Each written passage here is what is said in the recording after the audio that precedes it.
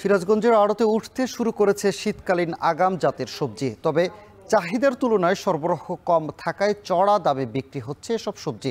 সঙ্গে বেড়েছে অন্য বেশ কিছু সবজির দামও।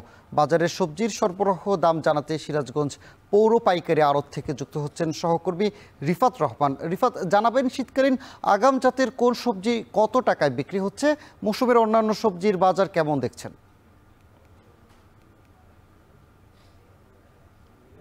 আসলে গ্রীষ্মকালীন সবজির মৌসুম কিন্তু শেষের দিকে এবং শীতকালীন সবজি যেগুলো আগাম সবজি রয়েছে সেগুলো উঠতে শুরু করেছে, যে কারণে সিরাজগঞ্জের যে পৌর পাইকারি আড়ত রয়েছে এখানে প্রায় প্রতিটি সবজির দামই কিন্তু ঊর্ধ্বমুখী। বিশেষ করে শীতকালীন যে দু একটি আমরা সবজি দেখতে পেয়েছি, তার মধ্যে ফুলকপি রয়েছে, মূলা রয়েছে, লাউ রয়েছে, এগুলোর বাজার কিন্তু আজকে বেশ চড়া। আজকে আমরা বাজার ঘুরে যেটি দেখেছি যে ফুলকপি বিক্রি হচ্ছে ১১০ টাকা থেকে ১২০ টাকা পর্যন্ত।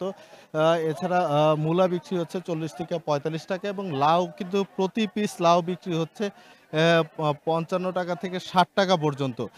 এছাড়া যেটি বলছিলেন যে আসলে অন্যান্য যেগুলো সবজি রয়েছে সেগুলোর বাজারও কিন্তু বেশ চড়া। বিশেষ করে বেগুনের দাম সবথেকে বেশি বৃদ্ধি পেয়েছে। যেটি দেশি গোল বেগুন রয়েছে সেটি বিক্রি হচ্ছে ১২০ টাকা থেকে ১৩০ টাকা পর্যন্ত এবং যেটি লম্বা বেগুন সেই বেগুন বিক্রি হচ্ছে ৬০ থেকে ৬৫ টাকা কেজি দরে।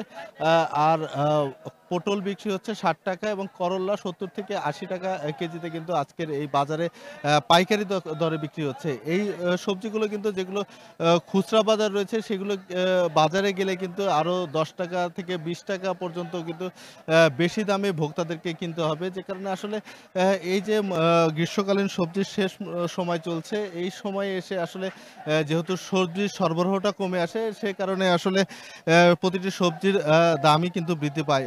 এছাড়া মসলা জাতীয় সবজির মধ্যে কিন্তু দাম যেটি বৃদ্ধি পেয়েছে আদা ২০ টাকা পর্যন্ত কিন্তু কেজিতে আদার দাম বৃদ্ধি পেয়েছে।